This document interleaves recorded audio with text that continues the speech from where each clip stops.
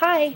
Okay, so last vlog was about colic, and I went a lot into facts, like what it is, different tips and tricks that worked for me, but I cut out all the feelings. I actually recorded that video like 5 times, and each one I deleted when I talked too much about how I felt, and someone told me it would have been better to leave that in. And I decided that instead of talking more about facts, because you know what, it's tough to watch, I would talk about why I discussed colic and our own personal story about it. Now, the reason I discussed it was, as I said, my son was colicky to the extreme, and it was really tough to deal with. It actually started slowly and at a really bizarre time, which is why I don't know if I believe he was colicky or not. When he was about 10 days old, that night he just didn't sleep. Every time the soothe pacifier fell out of his mouth, he would wake up crying. And so I actually pulled a pack and play bassinet next to the bed, and I stuck it in his mouth, and I held it there as long as I could. And then I would fall asleep, my hand would fall off, it would fall out of his mouth, and I have to put it back, cry again, and it was all night. And it was really, really tough to not sleep that night. And as a new mom, I didn't know why he was crying. I mean, that was one of the things that got to me as a new mom, actually. I felt like a horrible new mom because other moms could say, oh, that's my baby's wet cry, that's my baby's hungry cry, that makes my baby's gassy. I had no idea what any of those cries meant. And trust me, it doesn't come right away. You do figure it out, but not like from day one. Now, that was the start of it, and it kept going on night after night. So I actually thought that he had day and night confusion. The fact that he wasn't sleeping at night, and I thought it was the pacifier. I thought, what did I do? I gave him this thing that was horrible, and it also turned out that he actually didn't like the soothe pacifier, so that's why he kept spitting it out too. But yeah, I thought that was the problem.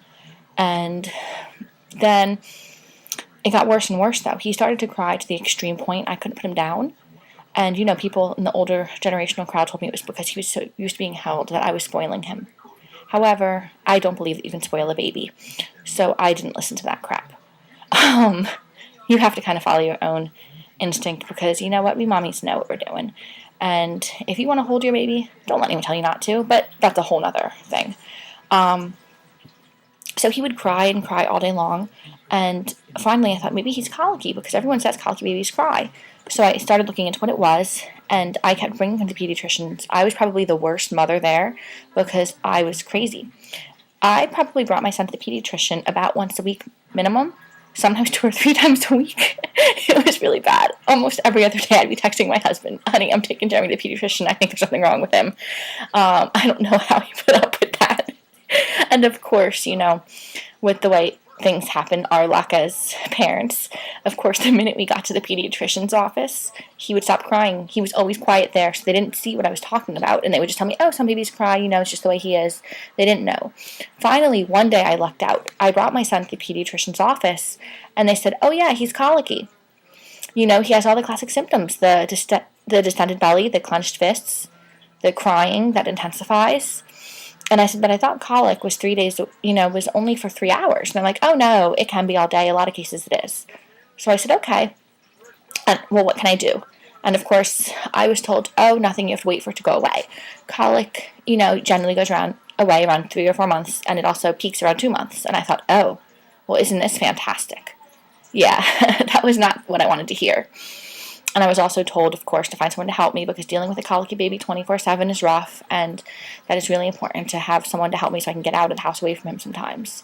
A lot of people actually told me that. Now, of course, me being the mother I am, I research and obsess over every little thing. I know it drives certain people, in other words, my husband, nuts. That's just the way I am.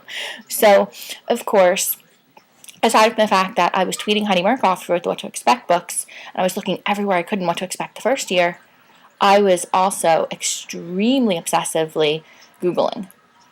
And now that became a problem, because I would Google colic, I'd find lots of information. That's why I knew all those facts that I was able to tell you before, and that's why I came across like strange tips for soothing a baby. And of course I found some by default, but by trial and error really. But I also just was obsessive. And of course, if you know anything about Google, you find everything. And some things, of course, on the internet aren't true, but I was a first-time mom. So, let's see. One thing I found oh my God, did you know giving birth can traumatize a baby and ruin their body? That can cause colic, according to what I found on the internet. And it said that he was probably out of alignment and I should go to an osteopath or a chiropractor. Well, I tried to run it by my husband and he said, no, don't do that. I also found something saying that, like he might need psychotherapy when he's older because chances are he would be completely traumatized by his birth. So I was convinced that was wrong with him. And, yeah, that was one thing. Another thing I found was that I thought, oh my God, he could have silent reflux. That's why he's crying. There has to be a reason. Now, you know why I obsessed about this? It was because it's hard to listen to your child cry, especially when they have an intense cry. Because from the moment he was born, he didn't have the cute little newborn cry. He screamed bloody murder. That was his cry. And I heard it at least 20 hours a day, nonstop, no matter what I did. So I had to find a way to fix him because, yeah, nobody wants a baby to be sick.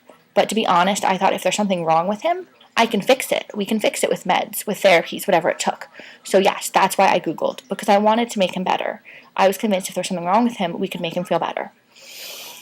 So, like I said, every time my husband would come home and I give him the baby, he would take the baby. I would be in tears because I was really stressed out because he would cry all day and I couldn't take it.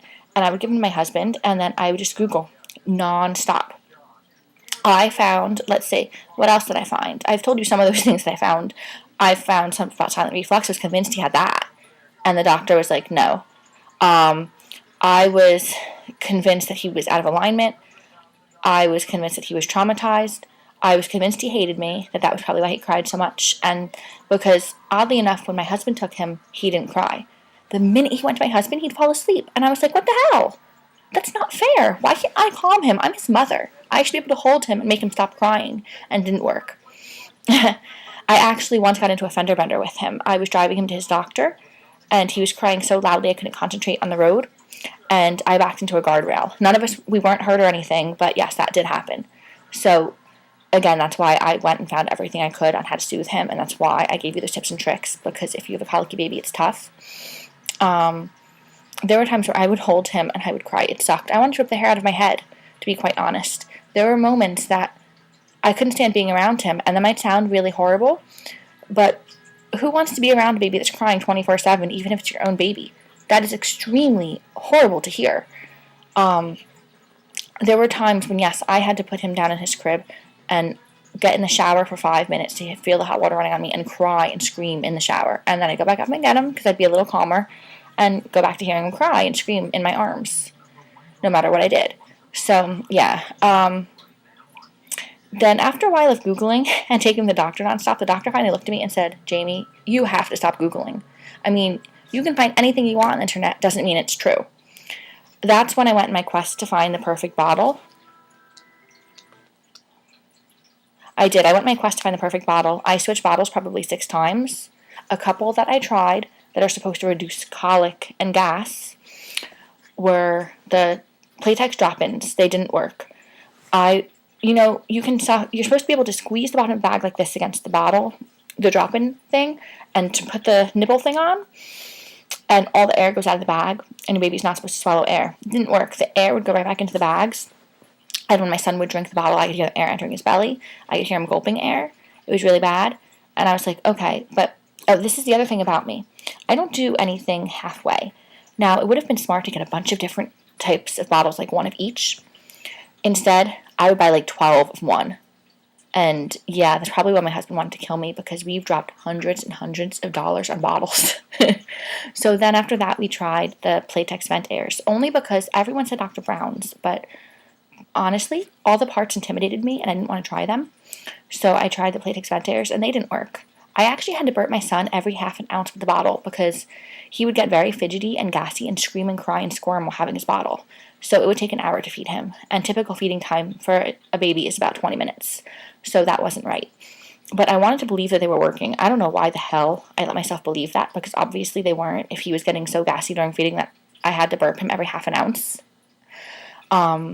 Eventually I realized they weren't working. I tried the wide ones for next. They didn't work. Finally, I broke down and I tried Dr. Brown's. They actually kind of worked, the standard ones. They kind of worked, but not totally. And it's actually because he had a weird latch. He didn't latch right on the nipple. His mouth was too wide, so it would go on the collar. So then finally, the Dr. Brown's people were very helpful. Their Their reps are awesome. And they sent me some wide bottles to try. After one feeding with the bottle, he was a totally different baby. So I love them because they made a difference with him completely. It was a complete turnaround. He was 2.5 months old. So yes, maybe he was colicky because he started early and ended early, or maybe he was genuinely just truly gassy, and that helped him. Who knows? But I will never use another bottle because of that. They made a difference and they were awesome. But yeah, my husband probably wanted to kill me because of how much I invested into bottles. But hey, you'll do anything to make your child happy. Yeah, and also like I said, before I had my son, my ankle broke, so there wasn't as much I could do with him initially, and that made it hard too. And I think he sensed that. That stressed him out. Yeah. So I wanted to kind of share my story a little bit. I know it's not as long or as heartbreaking maybe as me having PPD, but I thought maybe that would explain to you a little better about why I made another video about how to soothe the colicky baby. It was because we went through that with him, through the 24/7 screaming, crying. And the most annoying thing was whenever people came over or we went to people's houses, he was calm. He didn't really cry. He was really, really mellow. And he would just sleep. And people would tell me, I don't believe you that he's colicky. Well, because I didn't witness it. And you know how frustrating that is? But, I guess it's good. At the same time, if I took him to the supermarket, he would scream and cry the whole time. And I was that person who got dirty looks from everybody in the store for having a screaming baby. But I had no choice. I had to take him with me. I couldn't leave him home by himself. And I was also lucky because my father-in-law every morning used to watch the baby. He'd come up to our room and watch the baby and let me go to the second floor to go nap just to get away from him because I would be up all night with the baby. I would be up with him all night, and then around 4 in the morning, I couldn't take it anymore, and I would usually wake up my husband and tell him it was his turn. But then, of course, I'm listening to baby crying, and me, being me, would be like, no, you have to do this, no, you have to do that, and frustrate both of us. So, anyway, that's my story, and I'm sticking to it. Good night, everyone.